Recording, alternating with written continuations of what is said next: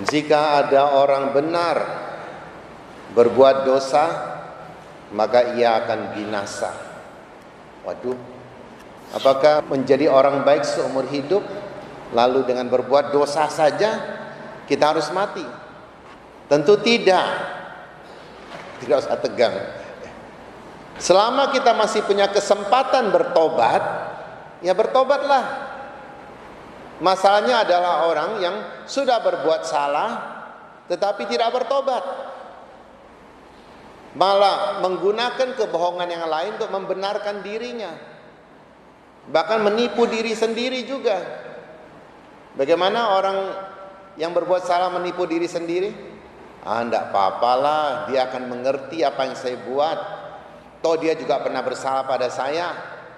Enggak apa-apalah, wajar kan manusia berbuat salah. Kalau manusia tidak berbuat salah, bukan manusia dia. Atau enggak apa-apalah, tidak terlalu berat kok kesalahannya, dan sebagainya. Itu menipu diri. Berbuat salah adalah berbuat salah, mau kecil mau besar berbuat salah.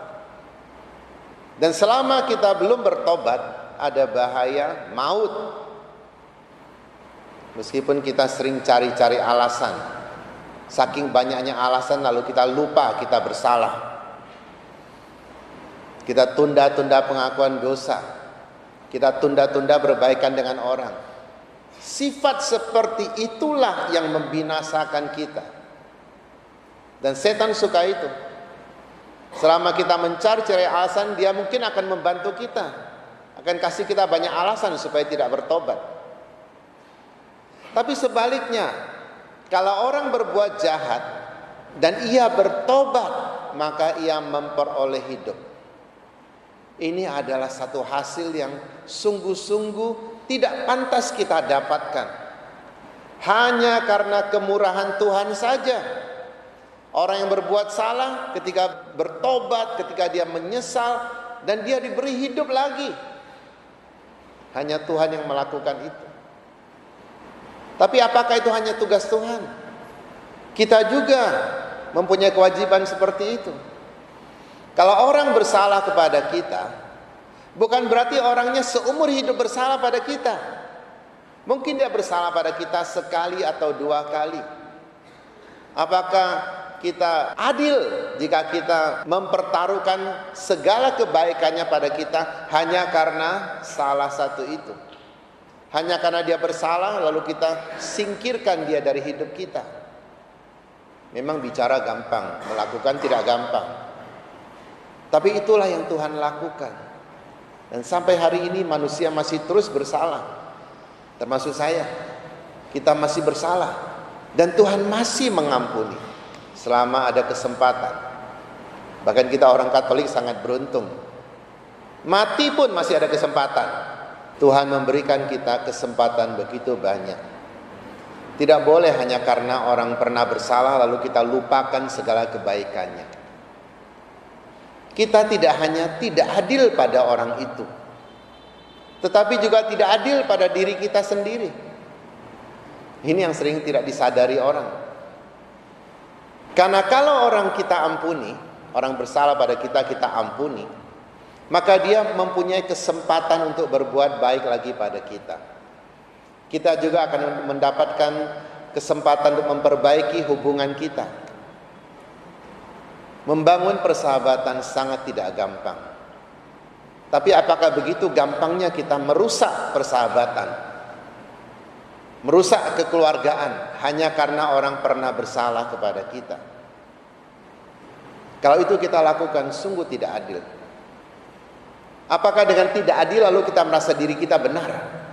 Kita juga salah. Karena Tuhan memberikan persahabatan, memberikan kekeluargaan pada kita dan kita buang hanya karena kita tidak puas.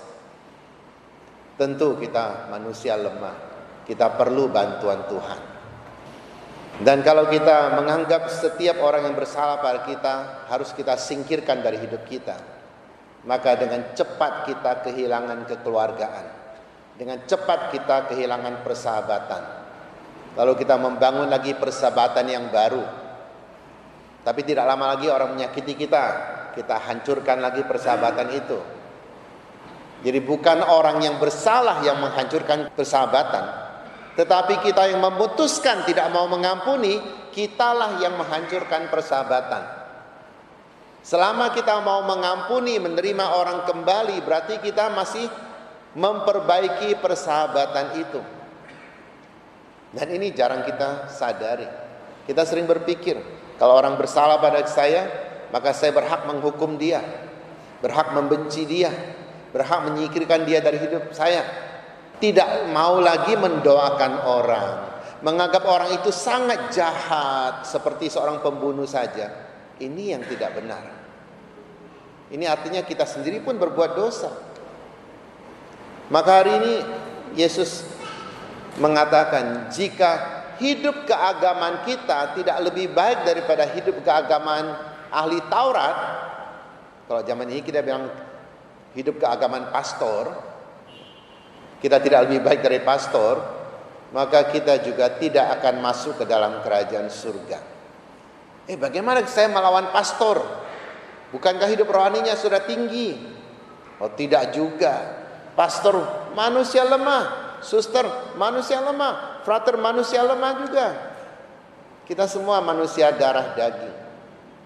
Tapi para pastor, para suster, para frater, kami mempunyai kewajiban lebih untuk mendekatkan diri kepada Tuhan. Karena waktu kami untuk itu. Kalau Anda kan beda. Anda punya banyak waktu yang harus digunakan untuk mencari makan buat keluarga, untuk berbakti dalam masyarakat.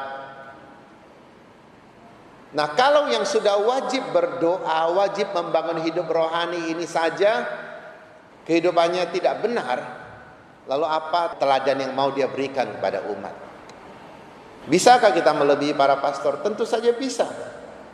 Apalagi kita lihat ada banyak pastor yang geram kita lihatnya. Benarkah ini pastor? Kok dia bisa ditabiskan jadi pastor ya?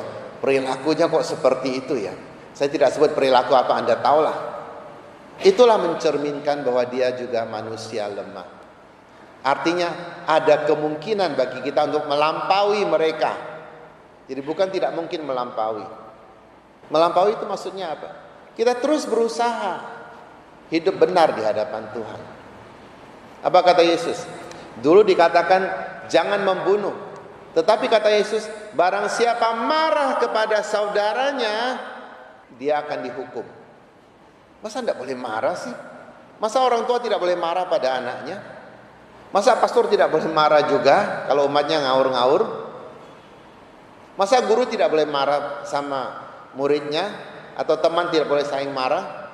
Marah yang dimaksud adalah begitu marahnya sampai memutuskan hubungan, sampai tidak lagi memberikan kesempatan kepada orang untuk berbaikan kepada kita. Marah itu yang dimaksud Yesus. Artinya kita tidak lagi memberikan orang hidup, maka kita pun akan mati. Barang siapa tidak memberikan hidup, dia pun akan kehilangan hidup. Apalagi berkata kafir kepada orang. Kafir itu apa? Tidak bertuhan. Bagaimana kita bisa tahu isi hati orang tidak bertuhan? Apakah bertuhan hanya dengan rajin berdoa maka menunjukkan dia bertuhan? Ada banyak orang yang rajin berdoa tetapi tidak ada karya bagi sesama. Tapi ada orang yang mungkin tidak sebut-sebut nama Tuhan, tetapi dia mampu berkarya bagi sesama, terutama berbuat kebaikan. Karena Tuhan tidak hanya hadir dalam doa, dia lebih lagi hadir dalam perbuatan. Sampai-sampai Yesus mengatakan, apa yang kau lakukan bagi saudaraku yang paling kecil, engkau lakukan bagi aku. Artinya ketika kita melayani orang yang katakanlah kita tidak mau melayani dia, tetapi kita demi kasih kita masih mau melayani, kita sedang melayani Tuhan. Itu sangat luar biasa. Semoga Tuhan membantu kita agar kita mampu menjaga relasi kita dengan sesama. Tidak gampang-gampangnya kita membunuh persahabatan atau persaudaraan. Saya bukan tidak tahu orang menyakiti saya tahu. Saya bukan tidak tahu orang bohong pada saya tahu.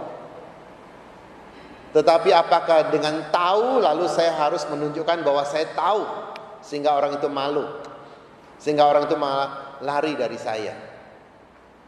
Kadang-kadang kita juga harus belajar berpura-pura. Pura-pura tidak selalu buruk. Pura-pura di sini artinya, ya memang dia menyebalkan, tapi dia perlu pertolongan saya tolong dia. Itu namanya pura-pura yang baik. Pernah nonton film seri berjudul Friends? Di situ satu kali Joey dia telepon mamanya, "Mama, ternyata papa punya selingkuhan," dia katakan.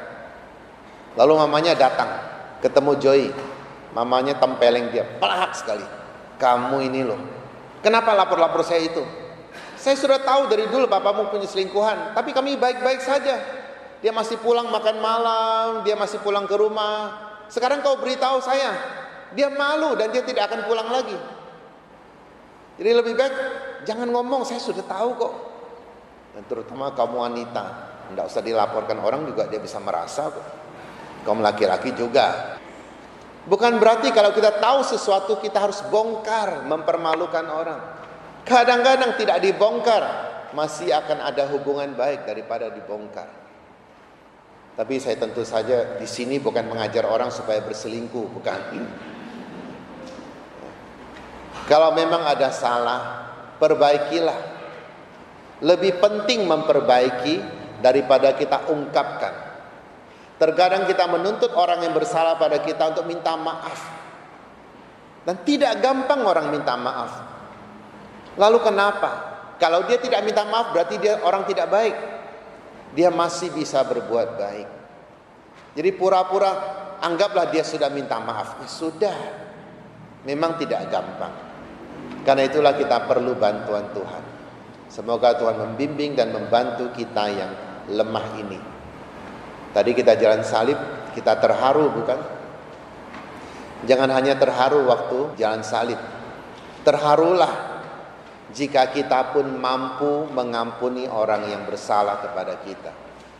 Karena penderitaan memikul salib ini bukan hanya terjadi pada diri Yesus, harus juga terjadi pada diri murid-muridnya. Dan kita inilah muridnya. Kalau masih murid. Kalau memang kita tidak mau mengampuni lagi, diragukan kita ini murid atau tidak. Kita ini sungguh mau masuk ke dalam kerajaan surga atau tidak. Atau kita hanya mau memuaskan diri kita sendiri. Kalau demikian, kita akan binasa tanpa kita tahu sebabnya. Semoga Tuhan membimbing dan memberkati kita. Amin.